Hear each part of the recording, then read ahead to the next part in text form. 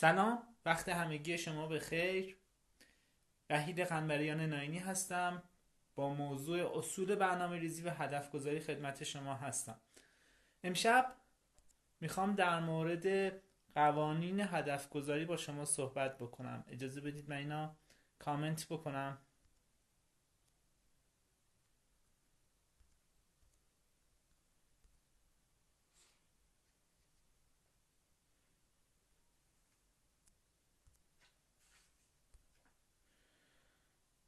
سلام سلام سلام به همگی. وقت همگی شما بخیر. در قسمت قبلی در مورد اصولی که برای هدف گذاری باید رعایت میکردیم صحبت کردم. گفتم هدفها باید قابل دستیابی باشه، باید اکولوژیک باشه، سبز باشه، به کسی آسیب نرسونه. اگر هدفها بزرگ هستش باید قطعه قطعه بشن. امشب میخوام در مورد قوانینی که در هدف گذاری باید رعایت بکنیم صحبت بکنم. اولین قانونی که میخوام بهتون بگم اینه: ما آیا هدفامون رو باید به دیگران بگیم یا نگیم؟ در چه شرایطی بگیم، در چه شرایطی نگیم؟ هدف اگر بزرگه، اگر چیزی هستش که زمان بره، انرژی زیادی میخواد، ما رو به چالش میکشه، نگیم. چرا؟ چون وقتی که من یه هدف بزرگی دارم و اینو به کسی میگم، اون فرد معمولا هم کسی هستش که دلش برای من میسوزه و منطقی به موضوع نگاه میکنه و وقتی منطقی به یک موضوع نگاه میکنیم تماما دنبال دلایلی میگردیم که اون هدف انجام نمیشه. ولی من اگر بیام مثلا هدفمو به پدر و مادرم بگم، اونها بالاخره پدر و مادر من هستن، نمیتونن سختی من را تحمل بکنن. به خاطر همین چیکار میکنن؟ میگن نرو، سرمایه‌ات از دستت میره، زمانت از دستت میره، خسته میشی، بیخوابی باید بکشی، فلان باید بکنی، این همه باید خرج بکنی. همه این دلایل منطقی را میارند تا بگند نمیشود. درستم هست. منطق کارش اینه. دلایلی که منطقی هستش عموماً به این منتج میشه که یک کاری انجام بشو نیست. افرادی هم که دارن اینها را به من میگن عموماً انگیزه من را نمیبینن، انرژی که من میخوام برای هدفم بذارم را نمیبینند. به همین دلیلی منطقی رفتار کردند من را مانع از این میشن که برم دنبال هدفم. پس هدف اگر بزرگ هست به دیگران نگیم. اما اگر هدف کوچیک هست، مثلا میخواهید صبح زود از خواب بیدار بشید، برای اینکه براتون تعهد ایجاد بشه به کسی بگید تا به تعهد خودتون پایبند باشید. بگید تا کسی بدونه که شما قرار صبح بیدار باشید و بعدا باید بهش گزارش بدید. پس قانون اول این بود که هدفمون رو اگر بزرگ هست به کسی نگیم. شما هر موقع میخواید به جایی حمله بکنید، بخوایم بحث رو ارتشی نظامی نگاه بکنید، وقتی میخواید به جایی حمله بکنید، زمانی که قلعه را فتح کردید شیپور به دست میگیرید و شیپور میزنید. اگر قبل از فتح قلعه، اگر قبل از اینکه بخواید حمله بکنید شیپور بزنید، لو میرید و این لو رفتن مانع از این میشه که بتونید اون قلعه را فتح بکنید و به هدفتون برسید. قانون دومی که میخوام بهتون بگم اینه: اگر میخواهید هدفی بذارید برای سال آینده که غیر از نیازه، غیر از رویا پردازی، غیر از آرزوتونه، اون هدف باید چند تا هدف باشه. اصطلاحاً اون سبدتون را یه دونه تخم مرغ نچینید که اگر اون یه دونه تخم مرغ شکست دیگه چیزی نداشته باشید. چند تا بچینید که اگر چند تاش به وقوع نپیوست، یکی که میپیونده نتیجه اون سالتون باشه. مثل بورس بازها که وقتی میخوان برن سهام بخرن، سهام یک شرکت رو نمیخرن، میرن توی حوزه‌های مختلف سرمایه گذاری میکنن. شما هم اگر هدفی میخواید بذارید چند تا هدف بذارید، اما بحث اولویت بندی را حتما رعایت بکنید. اولویت بندی به این برمیگرده که کدوم هدف رو اول میخوام بهش برسم، کدوم هدف رو دوم، کدوم هدف رو سوم. این به من کمک میکنه که اگر زمانی مانعی برای من پیش اومد، مشکلی پیش اومد، بدونم باید دنبال کدوم هدفم باشم. پس تعدد هدف با اولویت بندی مشخص میشه و حتما هم مشخص میکنیم کدوم ها اول، کدوم ها دوم، کدوم سوم. یه قانون دیگه ای هم هستش به اسم قانون دانه که برمیگرده به همین تعدد اهداف. من وقتی میخوام یه سیب بکارم، یه دونه دونه که نمیکارم توی خاک، چند تا دونه میکارم، یکیش درخت میشه، یکیش سبز میشه و دونه میده. پس ما هم اگر میخوایم هدفی بذاریم، چند تا هدف رو بریم دنبالش با اولویت بندی، با تخصیص منابع و تلاش بکنیم تا به ترتیب دونه دونه از این اهداف رو به واقعیت نزدیک بکنیم. اما در مورد این هم فکر بکنیم که اگر به هدف نرسیدیم باید چی کار بکنیم. یه جمله خیلی معروفی هستش که میگه امیدتون به این باشه که بهترین اهداف برای شما به نتیجه برسه، بهترین نتیجه ها رو تو هدفاتون بگیرید، اما آماده باشید برای اینکه بدترین اتفاقها هم براتون بیفته. امیدتون به این باشه که بهترین نتیجه رو بگیرید ولی برای بدترین اتفاقها هم آمادگی داشته باشید. این بهترین استراتژیه که میتونید برای رسیدن به اهدافتون دنبال کنید. برای رسیدن به اهدافتون دنبال این نباشید که با اولین حرکت، اولین قدم به نتیجه برسید. نه، این جهان، این دنیایی هستش که تصاویر ما را میشکنند. در قسمت‌های قبلی گفتم پس تو اولین حرکت قرار نیست به اون تصویر مطلوب ذهنیتون برسید. باید چندین حرکت بکنید، چندین ضربه بزنید، 5 تا 6 تا 7 تا بزنید تا به نتیجه برسه. شما هیچ وقت نمیتونید در اولین قدم، اولین ضربه به اون نتیجه پایانی که میخواهید برسید. در رسیدن به اهدافتون تمرکز و پیوستگی داشته باشید. من اگر 1 سال روی این سرمایه گذاری بکنم که بخوام یه باشگاه برم، بعد از 1 سال اگر هر روز برم، اگر 4 روز در هفته برم، بعد از 1 سال نتیجه خیلی عالی خواهم گرفت. ولی اگر بخوام 4 روز برم، یه هفته نرم، دوباره 2 ماه برم، 4 ماه نرم، این قرار نیست من رو به هدفم برسونه. پیوستگی را حتما رعایت بکنید در رسیدن به اهدافتون. اگر هدفی میذارید پاش وایسید، هر روز شده براش تلاش بکنید، نشده 4 روز در هفته را حتما براش وقت بذارید و براش تلاش بکنید. در رسیدن به اهدافتون بحث رنج و لذت ها را پیدا بکنید. ببینید از چه چیزهای رنج میبرید، ازشون دوری کنید و از چه چیزهای لذت میبرید. اونا به شما انگیزه میدن لذت های زندگیتون را بیشتر بکنید که انرژی احساسی، فکری، بدنیتون هم افزایش پیدا بکنه و بتونید عملکرد بالایی داشته باشید. یه سری سوالا رو از خودتون حتما بپرسید. چه کاری انجام میدید که شما به هدفتون میرسید و چه کاری انجام نمیدید که نمیرسید؟ اینها رو حتما براش جواب پیدا بکنید. این سوالات باعث میشه که شما برای رسیدن به هدفتون مشخصتر عمل بکنید، با انگیزه بالاتری عمل بکنید. هنر ما در هدف گذاری اول از همه این هستش که فراموش کنیم گذشته خودمون را و بعد از اون در لحظه زندگی بکنیم و بعد از اون برای آیندهمون تصویرسازی درستی داشته باشیم. ما هدفامون میتونن واسه ما سرمایه باشند، به ما کمک بکنند که زندگی کنیم، با معنی زندگی بکنیم، خودمون را بشناسیم. برای رسیدن به اهدافتون حتما تلاش کنید، وقت بذارید، تصویرسازی بکنید. یک نکته هم که اینجا میخوام بهتون بگم این هستش که اگر هدفی میذارید، قبل از اینکه به اون هدف برسید یک هدف بزرگتری را در نظر بگیرید، هدف بعدی. چرا؟ تا در نخوت و سستی اون هدف نمونید، غرور نگیره شما را. حتما اگر هدفی میذارید هدف بعدی براش داشته باشید.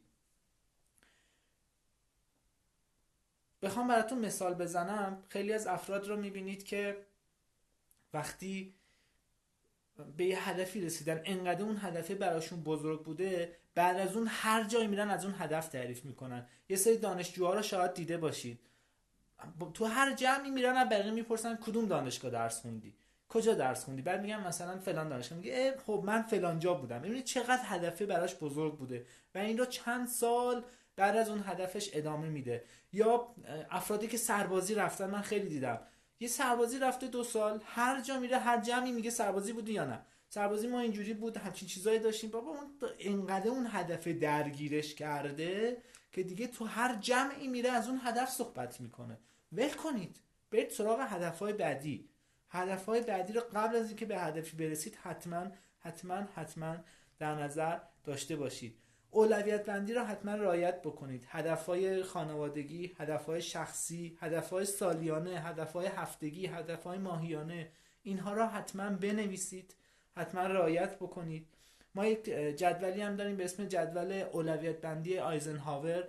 اهدافی که برامون مهم هستن و اولویت دارن، اهدافی که مهم نیستن. یه سری هدفها هستن فوری هن، یه سری هستن فوری نیستن. یه سری اهداف هستن نه فوری هن نه ضروری هن، مثل شبکه‌های اجتماعی. باید نگرشمون، سبک زندگیمون در مورد استفاده از شبکه‌های اجتماعی رو تغییر بدیم. این ورودی های مغز برای ما خیلی تأثیر گذاره در انگیزه و ادامه دادن به هدفمون. حواستون به اینها حتما باشه. من اینجا دارم خیلی خلاصه‌وار در مورد اینجور مسائل صحبت میکنم. اهداف میتونن اشتباهاً هدف نباشن، میتونن هوس باشن. شاید ما هدفی میذاریم و بهش میرسیم و میبینیم که اون هدف فقط 1-2 روز به ما لذت داد. این هدف نبوده، بیشتر هوس بوده. یا اگر یک لذتی ازش بردم رها میکنم. این اهداف خوبی نیستن. حواستون به اینها هم باشه. یا اصلا خیلی وقتا یه هدفی هم میرم دنبالش ولی یه چیز دیگه میاد کنارش و اون قبلی رو اصلا فراموش میکنم. من به نیت این میرم فروشگاه که یک لباس بخرم، اما میرم یک پیرهن بخرم ولی وقتی به خودم میام میبینم با یک شلوار اومدم بیرون. یعنی اصلا اون پیرهنی که میخواستم را نگرفتم. مراقب اینجور مسائل باشید. شاید من با هدف این میرم که برم جای زبان انگلیسی یاد بگیرم ولی در حین این کار یه چیز دیگه حواس من رو پرت میکنه. حواستون حتما به اینجور مسائل باشه. اون پیوستگی، اون دنبال کردن مسئله رو حتما رعایت بکنید. هدفاتون رو حتما بنویسید، لیست بکنید. شب گذشتم بهتون گفتم هدفایی که بهش رسیدید، هدفایی که میخواید بهشون برسید حتما بنویسید. یه موضوعی که هستش، در رسیدن به اهدافتون منابعی که باید در نظر بگیرید را حتما در نظر بگیرید. من یک مثال برای شما میزنم. دعاهایی که ما اول سال برای همدیگه میکنیم، میگیم که انشالله امسال سالی برای تو، مثلا سالی پر از برکت، پر از پول، پر از خوشبختی، پر از امید، پر از سلامتی. همچین چیزی شدنی نیست. میدونید چرا ما همه اینها را با هم میخوایم؟ چون جرأت این را نداریم که یه هدف انتخاب بکنیم و بریم بهش برسیم. چون جرأت اولویت بندی نداریم. وقتی من پول بیشتری میخوام که این جزء هدفمه، شاید چند وقتی مجبور بشم از خانوادم دور بشم، چند وقتی مجبور بشم از دوستام دور بشم، چند وقتی مجبور باشم شبها کمتر بخوابم، چون جرأت این تصمیم ها رو ندارم، چون جرأت این حرکت ها رو ندارم. به خاطر همین اصلا همینجوره دعا میکنم. یه دعا میکنم و همه این مسائل رو با هم دیگه میخوایم و این مسائل رو هم واسه خودم هم برای دیگران میخوام، در حالی که کاملا اشتباه و بیفایده است. بیفایده، چون منابع را در نظر نمیگیریم، موانع را در نظر نمیگیریم در کنارش. هر چیز خوبی هزینه‌ای داره. هر چیز خوبی هزینه‌ای داره. هدفمون رو پس حتما بنویسیم. وقتی بنویسیم مشخص‌تر میتونیم بریم سراغش. منابعی که باید در نظر داشته باشیم و در نظر داشته باشیم. هدف‌ها، یه سری هدف‌ها رو ما کمی داریم، یه سری هدف‌های کیفی داریم. هدف‌ها جزیره نیستن که ما بریم بهشون برسیم و دیگه اونجا بمونیم. یک مسیری هستن، قرار اون جزیره، اون ستاره قطبیه، رسیدن به اون جزیره را به ما نشون بده. و وقتی به اون جزیره رسیدیم پایان کار ما نیست. ما به ستاره قطبی نرسیدیم. ستاره قطبی باز برای کار بعدی، برای هدف بعدی باید به ما جهت بده. منابعی که برای رسیدن به هدف باید در نظر داشته باشیم استعداد هستش، تواناییامون هستش، مهارتامون هستش، ابزارمون هست، انرژیمون هست، زمانمون هست، پولمون هست. همه اینها رو برای رسیدن به هدف باید در نظر داشته باشیم. نداشته باشیم هدفی به وقوع نمی‌پیونده. حواستون به اینها باشه. شناسایی وضعیت موجود، شناسایی وضعیت مطلوب جزء کارهایی که باید تو هدف گذاری داشته باشیم. خودخواهی مثبت داشته باشیم، یعنی به خودمون انگیزه بدیم برای رسیدن به اهدافمون. تفکر وارونه داشته باشیم، به این صورت که فکر کنیم به اون هدف رسیدیم و دارم چه احساسی، چه لحظاتی رو تجربه میکنم تا برای من انگیزه بشه. نه اینکه الکی بشینم بعد کیف بکنم و هدف گذاری بکنم بعد تصویر سازی بکنم به این امید که اون هدف به من نزدیک میشه و من اون را جذب میکنم. نه، اینطور نیست. داشتن انگیزه را حتما رعایت بکنید تو هدفاتون، بهتون انرژی میده. تست بکنید تا یه مدت که هدفتون رو پیش رفتید، ببینید چقدر پیش بردید، چقدر از اون چیزی که میخواستید عقب هستید. حتما اینا رو در نظر داشته باشید. یک نکته خیلی مهم میخوام بهتون بگم، خیلی مهم. اون هم در مورد تابلو اهداف هست، همون تابلو کائناتی که خیلیا داریم، همون بنز و بی ام وی که خیلیا به دیوار اتاقمون چسبوندیم و بهش نرسیدیم. برای رسیدن به اهداف تابلو اهداف خیلی مهمه، تابلو کائنات خیلی مهمه. اما اون تابلو باید به چه صورت باشه؟ بهترین کاری که میتونیم بکنیم این هستش که ببینیم الان چی داریم، الان چقدر سرمایه دارم، چه ماشینی دارم، چه خونه‌ای دارم. اونا برای سال آینده با توجه به توانایی‌ها، مهارت‌ها، پتانسیل هایی که دارم ضرب در 2 کنم، ضرب در 3 بکنم، عکسش رو پیدا بکنم، بچسبونم به اون تابلو و اون میشه تابلوی کائنات من. وگرنه هر چیزی برای من تابلوی کائنات نیست. هر چیزی برای من تابلو اهداف نیست. اینها اتفاقا وقتی که من چیزی رو واسه خودم هدف میکنم و اون هدف برای من اشتباهه و بهش نمیرسم، اتفاقا باعث میشه عزت نفس من بیاد پایین. عزت نفس من که بیاد پایین، روحیم میاد پایین، مواجهه با مسائلی که میاد سراغم میاد پایین تر، عمل کردم میاد پایین تر و در نهایت دوباره عزت نفسم میاد پایین تر، روحیم میاد پایین تر تا جایی که من دیگه درماندگی آموخته شده پیدا میکنم. دیگه اصلا حال و روحیه اینو ندارم که واسه خودم هدف بذارم، سست میشم. پس بدونید که باید چطوری تابلو اهداف خودتون را داشته باشید. یه سری نکات پایانی رو بهتون میگم و بحث رو تموم میکنم. پیگیری اهداف با تغییر سال، تغییر هفته، تغییر ماه صورت نمیگیره. پیگیری اهداف با تغییر نگرش صورت میگیره. نگرش باید به چه صورت تغییر بکنه؟ چند تا نکته رو گفتم از ابتدای بحث تا به اینجا، همه رو میخوام توی چند دقیقه مرور بکنم و به پایان برسونم. در انتخاب کلمات دقت بکنیم. هدف چیه؟ نیاز چیه؟ آرزو چیه؟ رویا چیه؟ امید چیه؟ انگیزه چیه؟ خوشبینی چیه؟ باخت چیه؟ شکست چیه؟ دقیق تر فکر کنیم. وقتی که دقیق تر فکر کنم اتوماتیکوار دقیق تر نگرش میکنم، دقیق تر نگاه میکنم، دقیق تر میبینم و دقیق تر عمل میکنم. حساس باشیم در انتخاب کلماتمون، در انتخاب اهدافمون، در ارتباط هایی که داریم، در ورودی های مغزمون حساس باشیم. دیگه در چه حوزه هایی میتونیم نگرش خودمون رو تغییر بدیم؟ موضوع بعدی که میتونیم نگرش خودمون رو تغییر بدیم بحث مؤثر بودنه. ما حتما نیاز نیستش که برای یک جمعیت 1000 نفره 10,000 نفره مؤثر باشم. برای یک نفر مؤثر باشم گاهی کافیه. من زندگی یک نفر را بتونم تغییر بدم کافیه. اگر بتونم زندگی 1000 نفر، 2000 نفر، 10,000 نفر، 100,000 نفر رو تغییر بدم که بهتر. خیلی ها بودن که میخواستن زندگی خیلی ها رو تغییر بدن، خیلی از حکومت ها رو تغییر بدن، هدف گذاشتن، حرکت هم کردن، نه تنها بهتر نکردن بلکه بدتر کردن.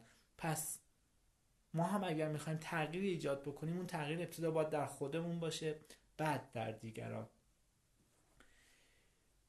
من وقتی نابود بشم باید به این صورت باشه که چیزی از دنیا کم شده باشه. وقتی قراره از این دنیا برم به گونه‌ای باشه که چیزی از این دنیا کم باشه. زندگی رو به مس کردن نگذرونیم. تلاش کنیم، خودمون رو به چالش بکشیم، هدف بزنیم و بریم جلو. بهترین روش برای اینکه ما پخته بشیم این هستش که روی یک سری مسائل نگرش خودمون رو تغییر بدیم. این به پختگی ما منتج میشه، باعث میشه نفوذ کلام پیدا کنیم، بیشتر درک کنیم، بیشتر ببینیم. مواردی که پس به ما کمک میکنن چیا شدن؟ باور مؤثر بودن، تغییر سطح نگرش و گاهی از بالا نگاه کردن. من وقتی که میرم جایی و میبینم مشکلی هست، نبینم که چطور من میتونم مشکلم را حل کنم، اینجوری برم جلو که ببینم چی کار میشه کرد که همگی مشکلشون حل بشه. اگر جایی صفی هست، به جای اینکه تلاش بکنم یه جوری بین صف بزنم و دوتا جلوتر بیفتم، ببینم چی کار میتونم بکنم که صفی نباشه. اگر میبینم خیلی ها دارن اون محیط خودشون را، خانواده خودشون را ترک میکنند که به آرامش بیشتری برسند، من هم دنبال این نباشم که محیط و خانواده خودم رو ترک کنم، دنبال این باشم چی کار میشه کرد که در کنار خانواده بتونیم آرامش را تجربه بکنیم. همه اینها را در نظر داشته باشید. اینها از تغییر نگرش ایجاد میشه. اینه که واسه ما پختگی ایجاد میکنه. اگر جایی مشکلی هست، تغییر ابزار و حذف ابزار باعث تغییر اون محیط نمیشه. اگر جایی اختلافی هست، نرسیدنهایی هست، نریم ببینیم که چه چیزی باعث شده که این اختلاف ها، این نتیجه ها به دست بیاد. ببینم اینترنت بوده، موبایل بوده، خیانته برای چی بوده. حذف از ابزار به ما کمک نمیکنه. قرار نیستش با قطع کردن اینترنت و برداشتن موبایل ما به هدف برسیم. باید نگرش خودمون رو اصلاح کنیم، سبک زندگی خودمون رو اصلاح کنیم، ببینیم چطوری میشه از اینها درست استفاده کرد. سهم خودمون رو در نظر بگیریم، سهم دیگران هم در نظر بگیریم. اگر تو یک جامعه‌ای افراد معتاد میشند، نریم مواد مخدره را جمع بکنیم، ببینیم چه اتفاقی افتاده که دارن میرن سمت مواد. اگر میبینیم که افراد بی انگیزه شدند، نریم ببینیم چه چیزی باعث شده بی انگیزه بشن، بریم اون نگرش کلی که انگیزه را از دست دادن افراد بریم پیدا بکنیم و اصلاحش بکنیم. مسائل را ریشه‌ای حل بکنیم. نخواهیم اگر درختی هستش اون برگ‌های خشکیده و پوسیده را حذف بکنیم، بریم از ریشه درست بکنیم که نتیجه در انتها درست بشه و ما سود بیشتری ببریم. یادمون باشه هر کسی مسیر زندگی خودش را داره. شانس چه معنی پیدا میکنه تو زندگی افراد؟ ما شانس داریم یا نداریم؟ از من بپرسید میگم نداریم. شانس نداریم اما اتفاق داریم، تصادف داریم. من میرم به عنوان یک مهندس، میرم یک نرم افزاری رو یاد میگیرم، کار عملی یاد میگیرم، به این امید که اگر جایی کاری پیدا شد من یک پوانهای بیشتری داشته باشم، یک چیزهای بیشتری داشته باشم، یک امتیازهای بیشتری داشته باشم تا استخدام بشم. نه اینکه من نخونده و مهارت نداشته بتونم جای خوبی استخدام بشم. ما اتفاق داریم که اگر من چیزهایی بلد هستم و در مهمانی کسی مهندسی خواست که فلان نرم افزار را بلده، من هستم که بتونم برم اون کار رو انجام بدم. این میشه اتفاق. مهمانی داریم، پیامی داریم، تصادفی داریم، اما شانس نداریم که کسی من برم بیرون و بگم که پاشو بیا سر کار، یا من برم بیرون و بگم که بیا ازدواج کنیم. نه، این چیز را نداریم. یک چیزهایی باید از قبل آماده بکنم که زمینه‌ای فراهم شد من اولویت داشته باشم نسبت به بقیه. به خاطر همین میگم تلاش کنیم، وقت بذاریم و هدف بذاریم. هدفهای کوچیک، هدفهای بزرگ، هدفهای کوتاه مدت، هدفهای بلند مدت. سال نو، ماه نو، هفته نو و روز نو به خودی خود ارزشی نداره، اما یک بهونه است برای اینکه من بتونم نگرش خودم را تغییر بدم. بهونه‌ای هستش که بتونم جور دیگری به مسائل نگاه بکنم، اون اشتباهایی که داشتم را فراموش بکنم، توجه داشته باشم به زمان حال و آینده را بسازم. برای اینکه بخوام آینده را بسازم ابتداعاً باید تکلیفم را با گذشته معلوم بکنم.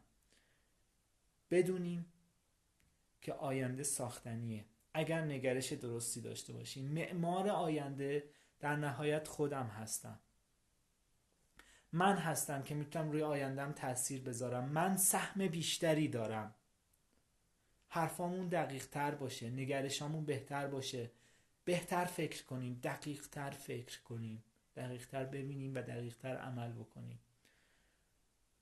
من اگر به شانس نگاه بکنم، شانس تو کوتاه مدت میشه بهش توجه کرد، میشه به عنوان یک آپشن بهش نگاه کرد، ولی تو بلند مدت دیگه نمیشه. اگر کسی رو میبینیم موفق هست میتونیم بگیم این موفقیت باعث شده که به این برسه، ولی اینکه تو اون کار بمونه و تو اون کار موفق باشه دیگه به شانس بستگی نداره، به پیگیری خودش، به اولویت بندی های خودش بستگی داره. پس نگرشمون رو در مورد مسائل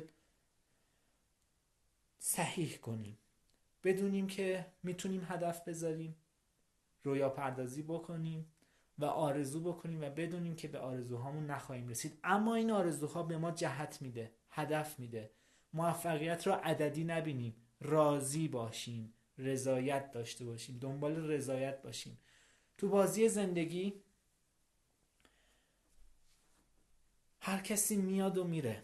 اگر یک میز در نظر بگیریم زندگی را، یه سری افراد میان پشت این میز میشینن و میروند و افراد دیگری میان میشینند و اونها هم میرند. و وقتی که میرند این را نمیبینند که چه دستاوردهایی داشتیم، نمیبینند که چقدر سرمایه دست آوردیم، چقدر ملک و املاک داشتیم. این را میبینند که درست بازی کردیم یا نه. اگر درست بازی کردیم و دستاوردهای خوبی هم داشتیم که خیلی عالی، اما اگر درست بازی نکردیم و دستاوردهای خوبی نداشتیم برای ما هیچ فایده ای نداره. دستاوردهای ما را نمیبینند، بازی ما را میبینند.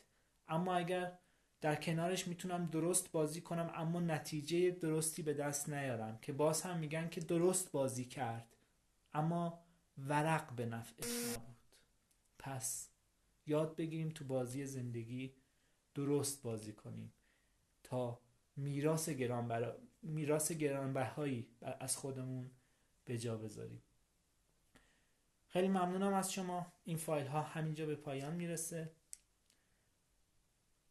اگر اطلاعات بیشتری میخواهید به من پیام بدید.